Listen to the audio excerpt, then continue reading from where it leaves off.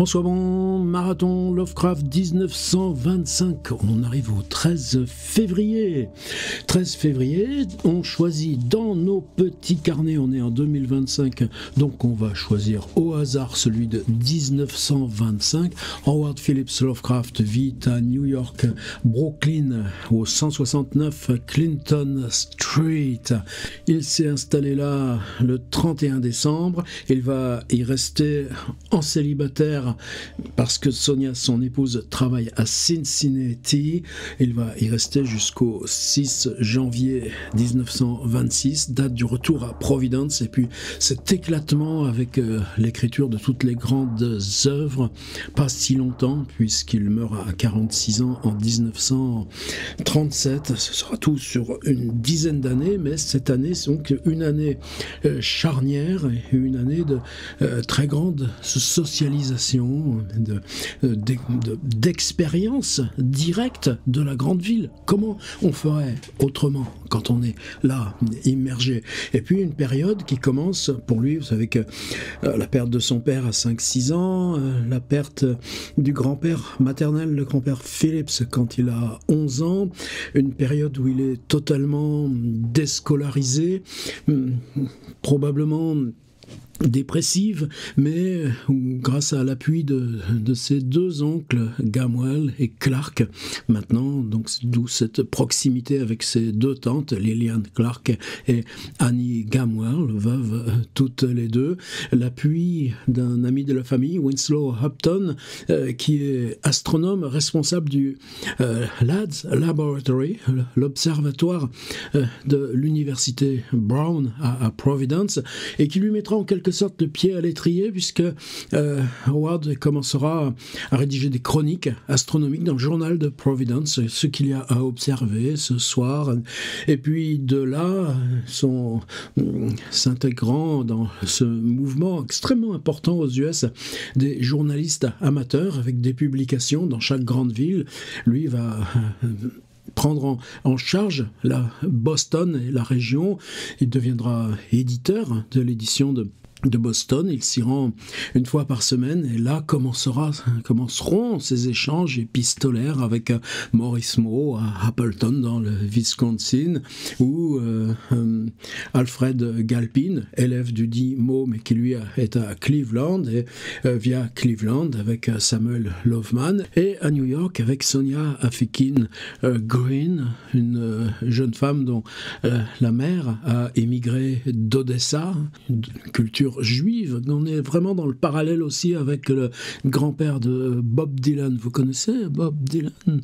Et qui laissera ses deux petites filles à Londres chez une sœur avant de s'installer, elle, là aussi dans le nord-est des US, faisant venir Sonia avec elle. Elle se mariera avec un monsieur Green plus âgé. Ce ne sera pas une expérience formidable. Elle a une fille qui a maintenant une vingtaine d'années. Le contact avec Lovecraft, c'est pas terrible, mais donc Sonia, à partir de 1920, par ce mouvement des journalistes amateurs, et parce qu'aussi elle a un travail d'acheteuse dans la mode pour des grands magasins qui lui permet de naviguer, et donc elle est régulièrement à Boston. Elle va venir voir Lovecraft à Providence et commence leur histoire, qui se traduit par le mariage 6 mois plus tôt, en 1924. Voilà, toujours des petits flashbacks, mais j'essaye de les prendre dans des zones un petit peu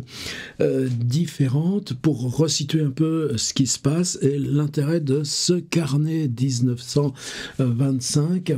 On est donc le 12 février, tout de suite on va voir à l'ordi, vous voyez l'allure que ça a, c'est des notations extrêmement sibyllines, mais il y a longtemps bien sûr que c'est déchiffré, c'est le continent immense du travail de S.T. Yoshi, l'éditeur principal de la correspondance que vous apercevez là, et nous c'est aussi en jouant entre ces petites notations, la très sibylline et la correspondance, qu'on arrive à travailler sur qu'est-ce qu'il a fait Lovecraft, qu'est-ce qu'il a mangé, non, c'est comment ça travaille en soi l'invention littéraire, dans quel paradoxe, dans quels arbitraires, dans ces conflits entre l'homme et l'œuvre. Alors, aujourd'hui, 13 février, pour nous c'est jeudi, il y a toujours une journée de décalage, pour eux c'est vendredi 13, mais pas de raison d'être superstitieux, lui en tout cas ne fait jamais allusion à ça.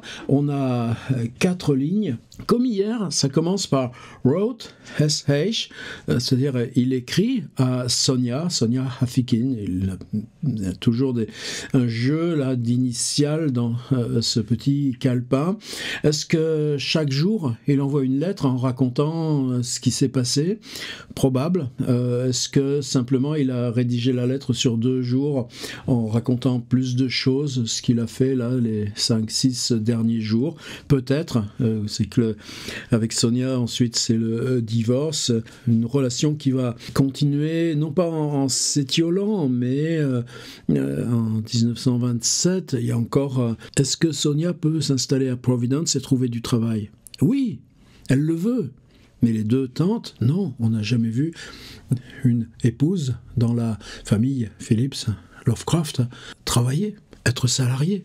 Ça se fait pas, mon bon monsieur. Et Lovecraft pliera et se repliera sur cette coquille mangée du dedans par le travail. Simplement, quand Sonia part s'installer en Californie et qu'il s'agit de finaliser le divorce, il reste plus qu'un papier à déposer. Ce papier, il ne l'enverra jamais. Et Sonia découvrira en 1947, beaucoup d'entre vous savent déjà toutes ces histoires, mais là, j'ai l'impression que je vois les messages qui me reviennent, les discussions, c'est bon de reprendre toujours là, n'importe quel point qu'on entre, arriver à resituer le contexte. Sonia découvrira qu'elle est bigame, elle découvrira aussi que tous ceux qui maintenant, là, c'est Bodis là, de Lovecraft qui devient légende dès 1947, grâce en particulier au travail de August Derleth, ont tendance à dire que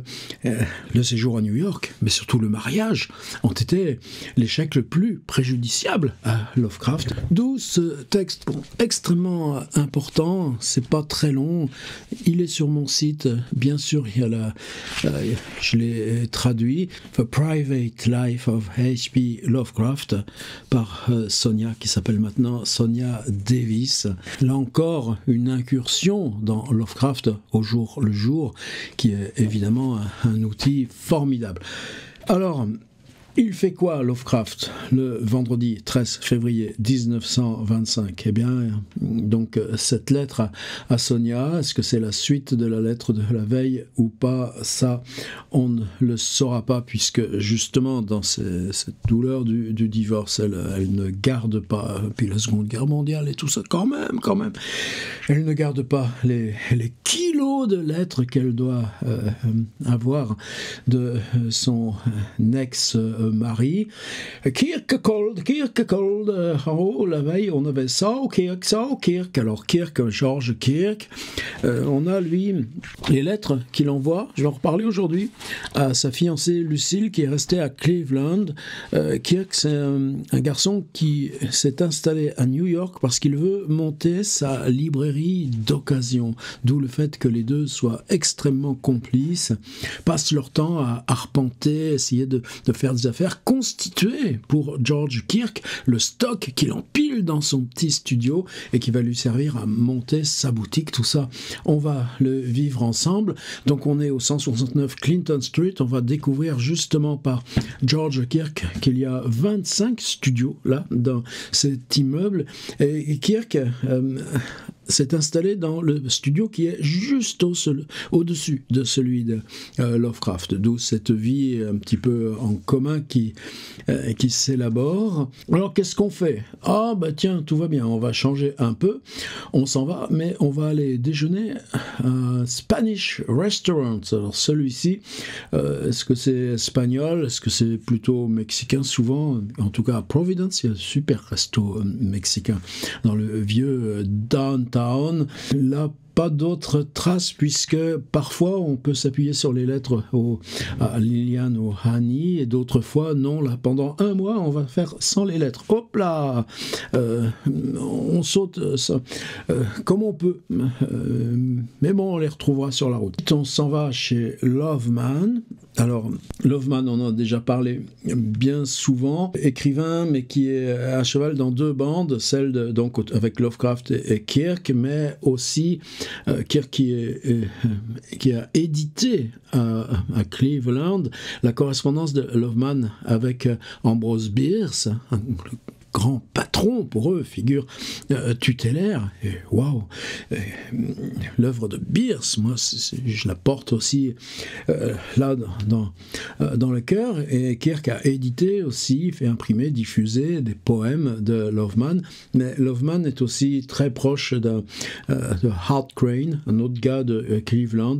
Mais lui, là, c'est deux mondes totalement différents. Loveman est entre les deux. Vous savez que là, ces jours-ci, Lovecraft avait pesé parce qu'il y avait un logement qui se libérait là au 169 Clinton Street et poussait Loveman à venir s'installer avec eux, et l'autre a fait marche arrière. Et bon, qu'est-ce qu'on fait? Donc on était allé au resto, on est monté dans la chambre de Loveman qui est aussi lui à Brooklyn Heights. Il va déménager bientôt, mais pas pour venir avec eux.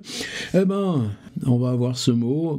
Vous le trouvez monotone? Bah ouais, mais si on était avec eux, ce serait pas monotone. Les cafétérias, on peut avoir un grand gobelet de café, peut-être même un scone ou un petit machin ou un petit sandwich au fromage, pourquoi pas? En tout cas pour 5 cents. Et c'est là aussi qu'on lit les journaux là, enroulés sur leurs gros bâtons de bois, donc on passe beaucoup de temps dans les cafétérias.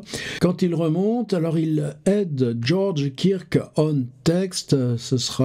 On verra qu'il s'agit d'un poème là, que cherche à retrouver Kirk. Et puis, on va redescendre. Où? Tiffany. C'est quoi Tiffany? C'est la cafétéria, Clinton Street. Retour à la maison.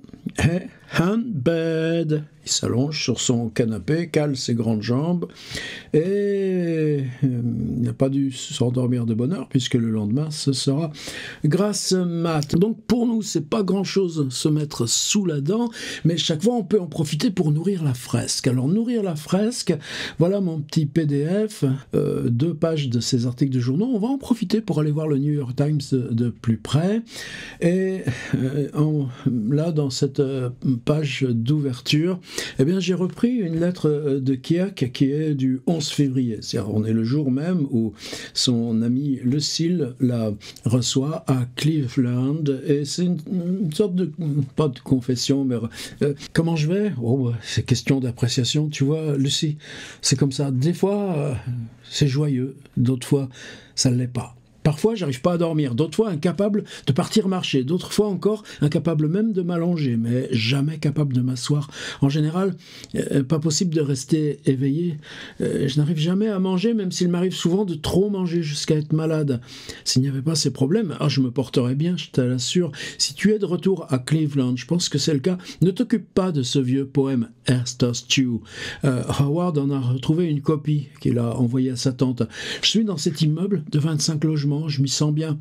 Je ne suis pas toujours fourré avec Kleiner, un autre ami proche à eux, et Lucille, je pense qu'elle est très, très réticente à cette relation de Kirk et Lovecraft. Elle est tout aussi bien avec Kleiner, qui lui habite à Manhattan, qui fait partie de la bande, celle qu'il nomme le KLM Club, parce qu'il y a ceux dont le nom commence par K, Kirk, Kleiner, ceux dont le nom commence par L, Lovecraft, Loveman, Long, Belknap Long, et ceux dont le nom commence par M, Morton, McNeil.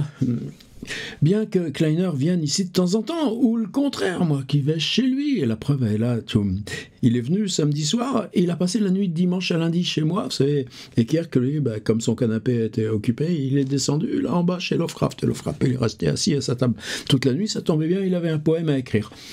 Et Loveman est toujours à Brooklyn Heights, il prévoit de déménager, mais il ne sait pas encore où. Je ne te reproche pas le moins du monde de vouloir que je me fasse soigner les dents. Et là, ça m'a touché, cette petite note. Lucille, on est chez des gens qui ont 30 ans. T'as les dents qui pourrissent. Lucille, oui. Et qu'est-ce qu'il dit, Kirk? Je le ferai dès que je le pourrai. Je n'en ai pas les moyens pour l'instant. Je t'écrirai bien plus, mais les vieux copains, les voilà encore qui débarquent pour une petite bouchée, une petite tisane. Alors je sais pas comment traduire ça. A bit of a bite on the wind, et puis il y a les copains qui arrivent. Il faut bien qu'on s'occupe. Et il lui dit quand même, j'en ai assez de ce bouillonnement social, pareil, social void. Ouais, il aimerait bien être seul un peu plus, quoi. Et là, tout à l'heure, il a dit aussi, Kleiner, j'étais quand même content qu'il reparte, quoi. Je voudrais y mettre un terme, ralentir un peu. Et voilà, la lettre de George Kirk, il monte dans toutes ses contradictions, en disant qu'il en a marre d'avoir tout ce monde autour de lui, et puis en même temps, les copains arrivent, donc on recommence, quoi. Et article dans le New York Times. On va directement aller voir dans le journal si vous voulez bien. Ça, on va se le prendre directement et vous verrez là, vous voyez, j'ai mis la dose, 3, 6 de pub et puis ce drôle de truc, là, le sommaire d'une revue qui s'appelle The Literary Digest. Allons-y, on est donc le 13 février 1925. Il y a quoi dans la une? Alors, il y a évidemment, voilà, on est toujours dans ce suspense, jour le jour. Floyd Collins, l'archéologue, là, donc ça fait 11 jours. Et les ouvriers, là, ils sont 80 à forer jour et nuit pour essayer de le rejoindre. Là, ils sont plus qu'à 3-4 mètres. Et là, maintenant, ils sont arrivés à 53 mètres sous terre, là, en un nombre minimal de jours. Ils commencent à arriver dans les zones crevassées de cet énorme labyrinthe de galeries. On sait que Floyd Collins respire encore, mais il faut encore 2 jours, donc il y a toujours cette course-là. Et c'est évidemment comment on peut être touché là, de cette course contre la montre, et c'est l'agonie de cet homme, mais c'est comment les progrès techniques de l'information, parce que c'est quand même dans le Kentucky, c'est hyper loin, mais et les articles qui parviennent, que publie le New York Times, c'est quand même toujours le surlendemain. N'empêche qu'il y a la transmission d'images qui est possible maintenant par télégraphe, on sait faire, et cette tension, c'est-à-dire que tout un pays retient sa respiration, et en même temps, regarde, en Allemagne, il y en a 200 mineurs qui viennent de mourir d'un seul coup. Bon, évidemment, on leur fait la place, là aussi, à ces 200 morts dans le journal. Mais là, ce qui change d'un à l'autre, d'un fait à l'autre, c'est le traitement de l'information. Et ça, nous, je pense que c'est là où on cherche à installer notre atelier. Autre article, en pleine une photo, la photo d'une dame avec un beau collier, Mrs. William Lane Beer. Bon, elle n'est pas passée à l'histoire. N'empêche que Madame William Lane Beer, elle est veuve. Peut-être que ça a contribué. Ça fait 12 ans que sa carrière avance là dans le monde de la finance. Elle va être la première femme directrice générale d'une banque.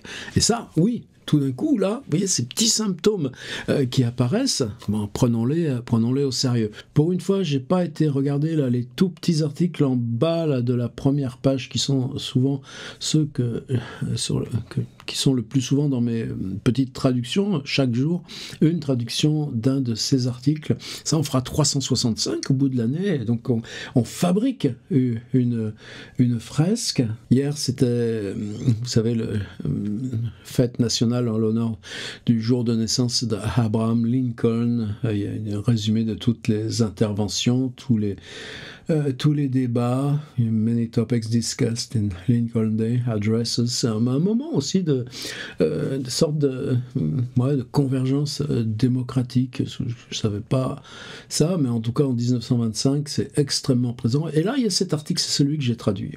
À Londres, un professeur Murray, qui lui non plus n'est pas passé à l'histoire, mais tant pis, et qui entreprend de révéler ce qu'on peut faire avec la télépathie. Par exemple, tu repenses au Titanic, tu repenses à ce violoncelliste qui, quand le navire a sombré, s'est accroché à son violoncelle pour flotter. Il est mort quand même.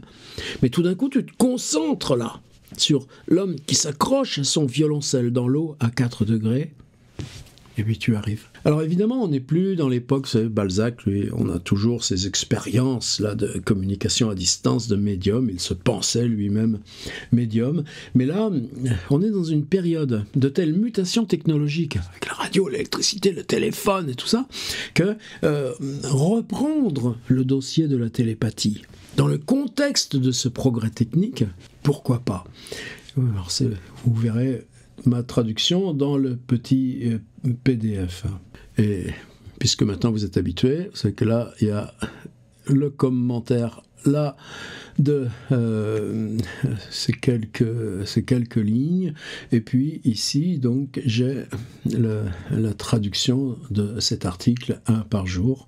À vous d'en profiter, suffit de s'inscrire. Bon, si vous êtes là, c'est que vous l'avez déjà fait, hein. Sinon, j'aurais pas la force. Continuons. L'usage de l'héroïne à titre de médicament. Bien, c'est très contesté, mais l'usage médical, donc sous prescription contrôlée, oui, l'héroïne est un traitement médical en tant que tel. Et 1925, ça vous dit rien? 1926, le Pesner, l'ombilic des limbes. Le docteur Toulouse, qui dans sa clinique là de Saint-Cloud accueille quelques jeunes gens en grande détresse et leur autorise un traitement à l'héroïne pour avoir une vie au moins en dents de scie normale. Un de ses patients s'appelle Antonin Artaud. Et l'héroïne, le rôle de l'héroïne dans Artaud se sevrait avant les tournages. Dans le moment des tournages, il y a une telle adrénaline que là, il n'y a plus besoin de rien. Mais comment ensuite, ça retombe, recommencent les crises, et qu'il faudra bien reprendre le traitement à l'héroïne. Bon, ben là, on a une petite indication, très loin, évidemment, mais on est totalement synchrone de ces questions évoquées pour Antonin Artaud. Une publicité pour des gilets pare-balles. Qu'est-ce que ça fait là? Qu'est-ce que ça fait là? Qui a besoin de gilets pare-balles? Les gens qui transportent des fonds. Les gens qui convoient la paye, là, dans les trains ou en ville, là, pour les emmener la paye aux entreprises, qu'elle soit distribuée. Là aussi. Petits indicateurs. Pâté, un bel appareil radio tout neuf.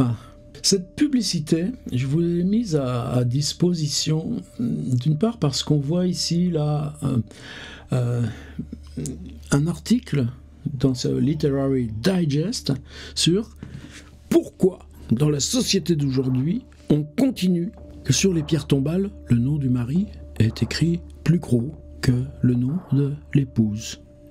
Voilà.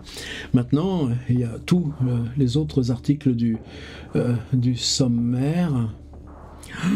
Comment éviter un cannibale? Et vous savez quoi pour la fin, ce que j'ai trouvé dans le New York Times? Eh bien, c'était le concours du plus beau chien de New York. Et on a une grande photo des 3 vainqueurs du concours des 3 plus beaux chiens de New York. Regardez ça, c'est sur une pleine page, parce que, quand même, les choses sérieuses dans le journal, c'est de ça, d'abord, dont on doit parler. Alors nous, on fait pareil. À demain.